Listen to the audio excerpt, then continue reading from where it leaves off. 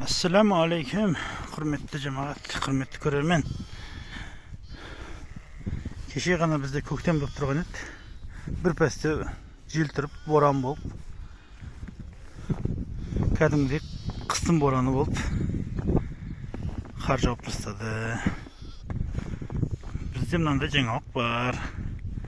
Шымкентке барып, қалаға 10 күн демалып келдім. 12 күн демалып келдім. Сөйтсем, менің серіктесім тудырып тастапты деп қойын. Енді бұдан былай екеуміз боламыз бір ай, бір жарым ай. Мына сақпан бәрі туып болғанша, қайтып қосылғанша бірге жүреміз. Әнеки біздің қуанышымыз мына осы.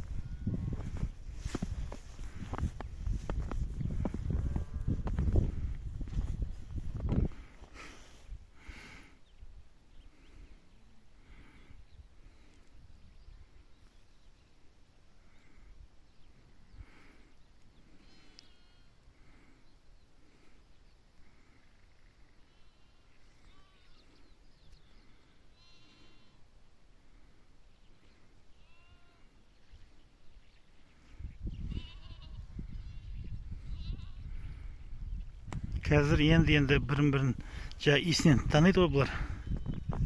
Енді дауыстармен таниды. Анасы баласыныкін, баласы ананың дауысын таниды. 2-3 күнде сондай танып алады. Танып алғаннан кейін атардың арғы басында 100 метр арғы жер бә десе, мына жақтан бә деп жүгіреді ғой кәдімгідей. Сонымен қызық. Бәрі бір дауыс шығарады, бірақ бірін-бірін таниды дегендей. Осындай керемет. Құда қаласа бүгін 2 градус деген прогнозда, ертең уже 6 градус қар кетіп қалады. Осылай енді сақпан жаямыз.